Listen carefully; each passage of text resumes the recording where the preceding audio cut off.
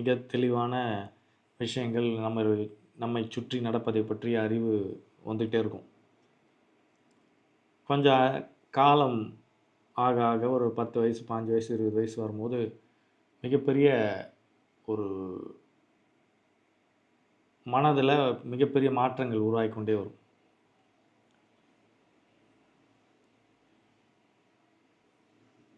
நம்முடைய முன்னோர்கள் மிக முக்கியமாக நம்முடைய மனதை பற்றிய நிறைய விஷயங்களை சொல்லிகிட்டே வந்திருக்கிறாங்க. நாம் வந்து மனமற்ற நிலை போனோம், மனதை ஒழுங்குபடுத்துதல், மனதை சமநிலை வைத்து கொள்ளுதல், மனதோடு ஐக்கியப்படுதல், மனதிடத்தில் சரணடைதல் போன்ற விஷயங்கள்லாம் பேசியிருக்காங்க.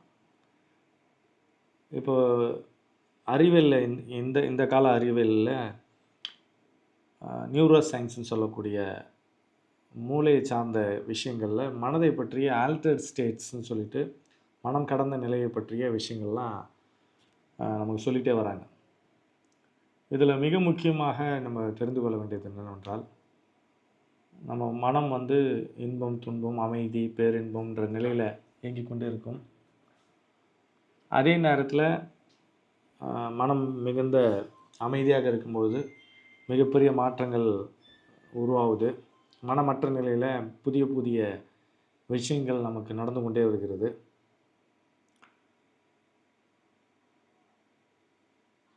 உடல் நோய், உடல் வலி, அதை விட மன வலி மிக அதிகமாக இருக்குது நமக்கு. இந்த காலகட்டத்தில் பார்த்திங்கன்னா மிக அதிகமான மனவலிகள், மனக்குழப்பங்கள், மனதனுடைய கான்ஃப்ளிக்ட்னு சொல்லக்கூடிய முரண்கள் வந்து மனதில் அதிகமாக இருக்குது. ஒரு 100 வருஷத்துக்கு முன்னாடி அந்த முரண்கள் கம்மி, ஒரு 200 வருஷத்துக்கு முன்னாடி இன்னுமே கம்மி.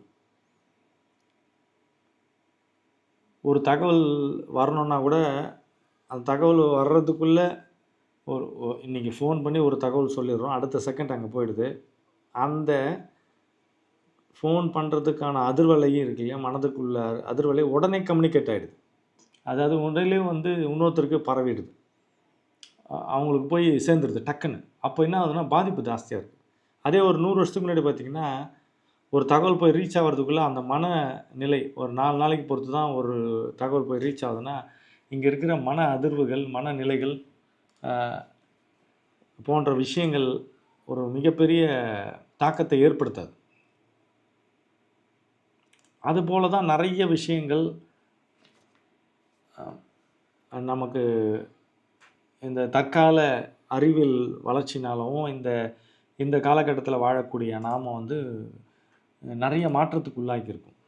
அதன் காரணமாக மிகப்பெரிய மாற்றங்கள் சமூகத்தில் ஏற்பட்டு கொண்டே வருகிறது. அதை சார்ந்த விஷயங்கள் பிரபஞ்சத்தில் ஏற்பட்டு கொண்டே வருகிறது.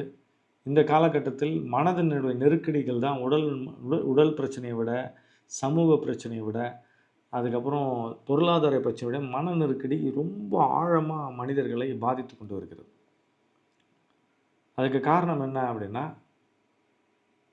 உலகம் ஒரு ஒரு ஒரு கிராமம் மாதிரி ஆயிடுச்சு. இன்றைக்கி வந்து ஆஃப்ரிக்காவில், அண்டார்டிகாவில், கிரீன்லாண்டில், ஆஸ்திரேலியாவில், யூஎஸில், இங்கிலாந்தில் நடக்கக்கூடிய விஷயங்கள் அடுத்த நிமிஷம் நமக்கு இங்கே வந்து ரீச் ஆகிடுது. அடுத்த செகண்டு அதே டைமில் கூட ரீச் ஆகுது. அப்போ மனதில் வந்து முரண்பாடாக இருப்பதற்கு காரணம் என்பது என்னென்னா, நம்மளுடைய கட்டமைப்பு.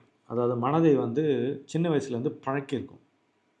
அதாவது எப்படி பழக்கியிருக்கோன்னா, ஒரு இல்லத்தில் என்ன மாதிரி வழிபாடு முறை, என்ன மாதிரி புத்தகங்கள் படித்தல், என்ன மாதிரி வாழ்க்கை முறை இருக்கோ அதை அதன் அடிப்படையாக இந்த மனம் வந்து ஓட்டம் இருக்கும். அந்த ஓட்டத்தின் காரணமாக மிகப்பெரிய மாற்றங்கள் வந்து நிகழ்ந்து கொண்டே வருகிறது. இப்போ எதன் அடிப்படையிலும் நம்ம வந்து எல்லாமே வந்து மனதில் தான் நிகழுது. மனதில் தான் மிக நுட்பமாக நிகழ்கிறது எல்லாமே. அப்போது மனம் முரண் இல்லாத போது மனம் வந்து மைண்டு கான்ஃப்ளிக்ட் இல்லாத போது பேரின்ப நிலையில் இருக்குது. அதாவது எப்படின்னா, நாம் நினைப்பதற்கும் நினைப்பதற்கும் வேறுபாடு இல்லாமல், இல்லாட்டி நான் நினைப்பது பிரபஞ்ச எண்ணமாகவும், பிரபஞ்ச எண்ணத்தை நான் நினைப்பதாகவும் இருக்கும் பொழுது எனக்கு எந்த விதமான துன்பமும் இல்லை. ஒன்று. அடுத்து, என்னுடைய எதிர்பார்ப்புக்கும் நடைமுறைக்கும் இருக்கிற வித்தியாசம் வரும்போது எனக்கு பிரச்சனை வருது. அப்போ மனதோடு முரண்படக்கூடாது அப்படின்னா, சார் மனது சொல்கிறதெல்லாம் நான் செய்யணுமா அப்படின்னா, அப்படி இல்லை. அதை செய்யணும். ஒரு எண்ணம் எழுது. ஒரு பொருளை வந்து நம்ம வாங்கணும்னு தோணுது. ஆனால் அதுக்கான தேவை இல்லை அப்படின்னு வந்துருச்சுன்னா, ஒரு எண்ணம் தோன்றுறது, அந்த பொருளை வாங்க வேண்டும் என்று, அதுக்கான தேவை இல்லை அப்படின்ற முடிவு வந்துருச்சுன்னா, இது எதுக்கு தேவை, எதுக்கு தேவையில்லைன்னு ஒரு மனதுக்குள்ளே ஒரு பட்டிமன்றமோ இல்லாட்டி ஒரு டயலாகுன்னு சொல்லக்கூடிய பேச்சோ இல்லாமல் அந்த எண்ணத்தை எண்ணமாக மட்டும் பார்த்து கொண்டு இருத்தல். அப்படியே பார்க்குறது. அந்த எண்ணம் எந்திரிச்சிச்சு, இப்போ வேண்டாம் அப்படின்னு தோணுச்சு, அப்படியே விட்டுறணும். சரி, டிஸ்கஷன் ஸ்டார்ட் ஆகிடுச்சு. நம்மளை மீறி வந்து இது ஏன் வேணாம், இது ஏன் வாங்கணும், இது வாங்குறதுனால என்ன வித்தியாசம் அப்படின்னா, அந்த இடத்துலையும் மனம் முரண்படாமல் அந்த டிஸ்கஷனை கொஞ்ச நேரம் போயிட்ட பிறகு நமக்கு ஞாபகம் இருக்கும். நமக்கு தேவையில்லாமல் மென்டல் சேட்டரிங் சொல்லக்கூடிய மன விகல்பங்கள் இல்லாட்டி மனப்பேச்சு மன உரையாடல் நடந்து கொண்டு இருக்கிறதுன்னு அப்படி கவனம் வந்த பிறகு அந்த உரையாடலை கவனிக்கும் பொழுது, உரையாடல் நடந்து கொண்டு இருக்கும் போது இன்னொரு பகுதி மனம் வந்து கவனிக்க ஆரம்பிக்குது. கவனிக்கும் போது ஆட்டோமேட்டிக்காக அது அந்த அந்த அந்த இடத்துல இருந்த முரண்பாடுகள் கலைந்துடும். அப்போது எனக்கு முரண்பாடு இருக்குதுன்னு நான் வந்து என்னை நானே நொந்து கொள்ளாமல் அந்த முரண்பாடு நடந்து கொண்டு இருக்கும் பொழுதே அந்த நல்லா கூர்ந்து கவனிக்கணும்.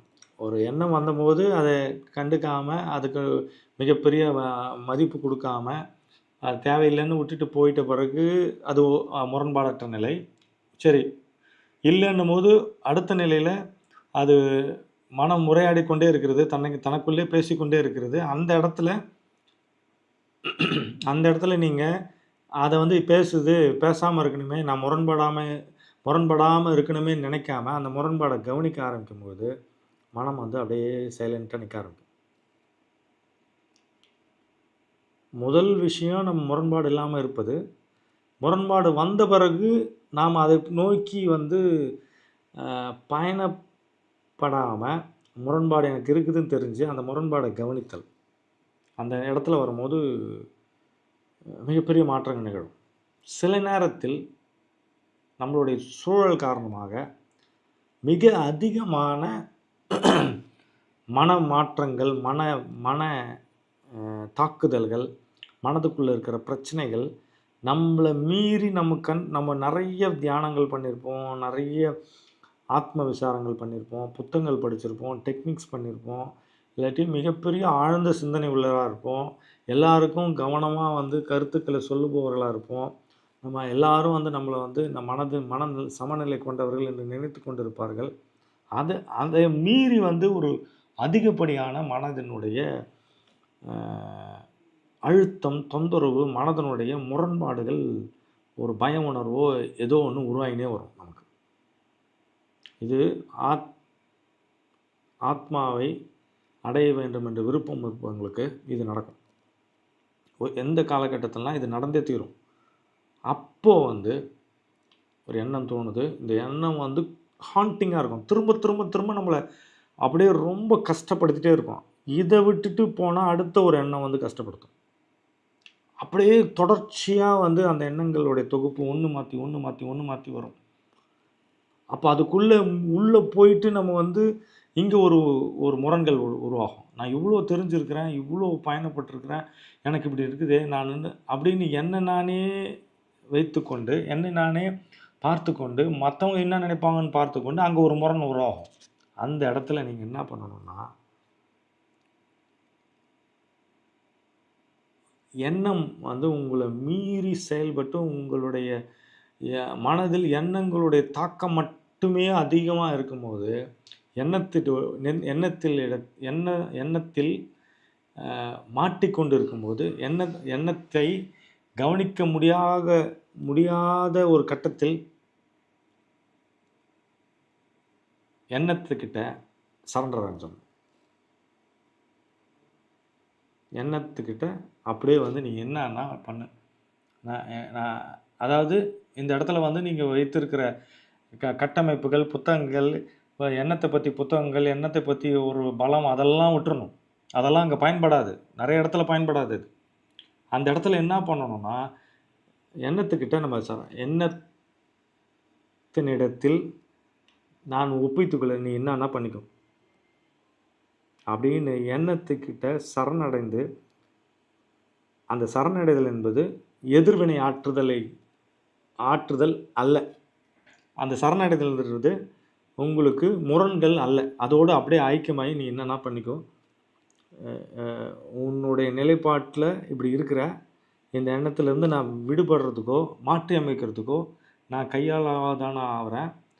அந்த எண்ணங்களில் வந்து எப்படினா நடக்கட்டும் அப்படின்ற ஒரு எண்ணம் கூட இல்லாமல் அப்படியே எண்ணத்துக்கிட்ட சரணடைஞ்சிடும். அந்த இடத்துல மிகப்பெரிய வந்து திறத்தல், ஒரு ஒளி, மிகப்பெரிய ஒரு மாற்றம் நிகழும். ஃபஸ்ட்டு முரண் இல்லாமல் இருக்கிறது ஃபஸ்ட்டு ஸ்டேஜு. அதுக்கடுத்து முரண் வந்துட்டால் முரணை கவனிக்கிறது. அங்கேயும் முரண் இல்லை. முரணை கவனிக்கும் போதே முரண் இல்லாமல் போயிடும். அடுத்து மனதின் பிடியில் மாட்டிக்கிட்டோம், எண்ணத்தின் பிடியில் மாட்டிக்கிட்டோம். அடி ஆழத்துலேருந்து, இது சாதாரண ஒரு பாதிப்பு இல்லை. அடி ஆழத்துலேருந்து ஆன்மாவிலிருந்து ஒரு குழப்பமும் ஒரு பிடிமானமும் ஒரு தாக்குதலும் மனதுக்குள்ளே நிகழும். அந்த நிகழ்ச்சியில் அந்த தாக்குதலுக்கு வந்து தாக்குதலாக ஏற்காமல் அந்த தாக்குதல்கிட்ட சரணடைஞ்சிடும். அந்த எண்ணத்துக்கிட்ட நம்ம சரணடைஞ்சிடும். இல்லை என்னால் முடியல, நீ என்னன்னாலும் பண்ணிக்கோன்னு முரண்படாமல் அந்த எண்ணத்தோடு அப்படியே நின்றுட்டிங்கன்னா கரைஞ்சி ஒரு இடத்துல எண்ணமற்ற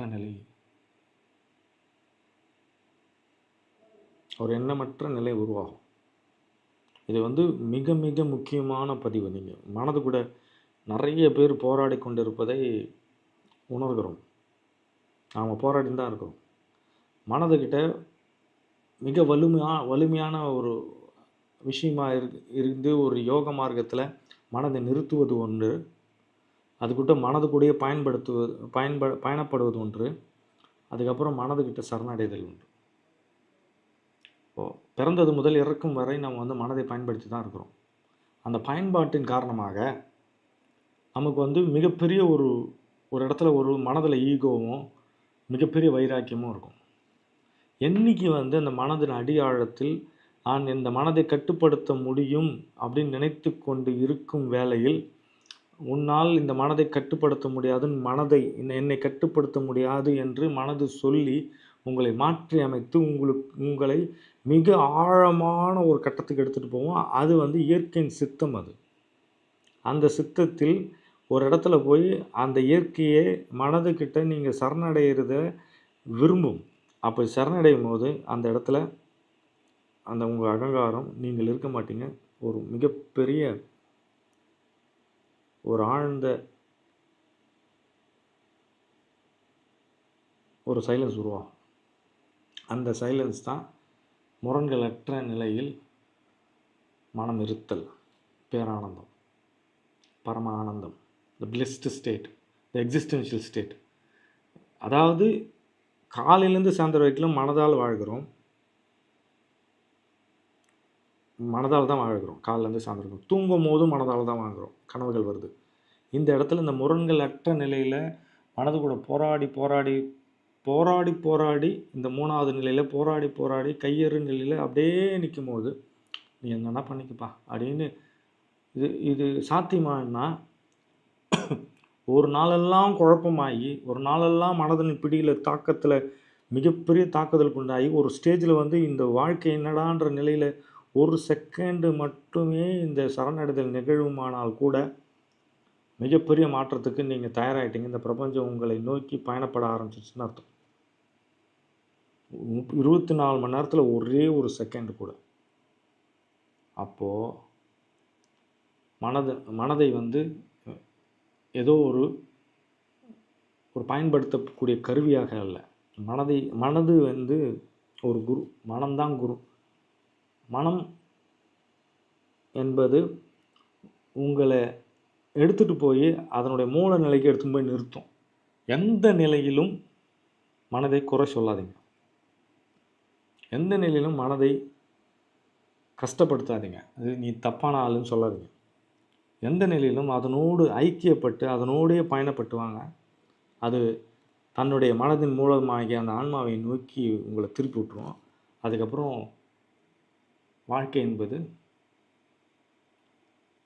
ஒரு ஓட்டம், ஒரு பயணம், ஒரு கொண்டாட்டமாக இருக்கும். மிக மிக ஆழ்ந்து இந்த பதிவை திரும்ப திரும்ப கேட்கணும். முதல்ல முரண்படாமல் இருத்தல்.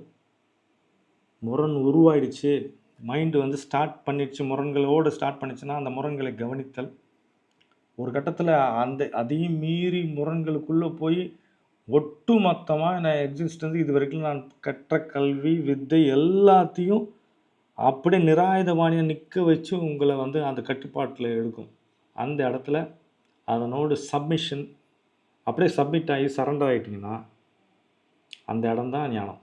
அந்த இடம்தான் சர்வ சுதந்திரம். அந்த இடம்தான் சர்வ சௌக்கியம், சுகம். அங்கே எதுவுமே பண்ணுறதுக்கு இல்லை. நீங்கள் எதுவுமே பண்ண மாட்டீங்க. எதுவுமே பண்ணுறதுக்கு இல்லை அங்கே.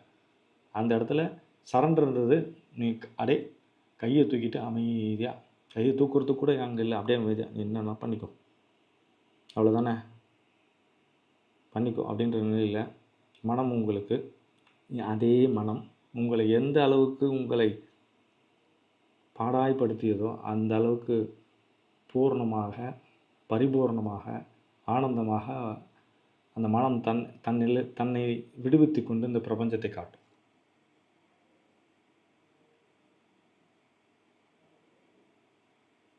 காத்து கொண்டிருக்கிறது. மனதோடு முரண்படாதீர்கள். உங்களுக்கு இந்த மனமே பிரம்மாண்டத்தையும் பரிபூரணத்தையும் காத்து கொண்டிருக்கிறது. அடைவோம் பேரானந்தத்தை. நன்றி.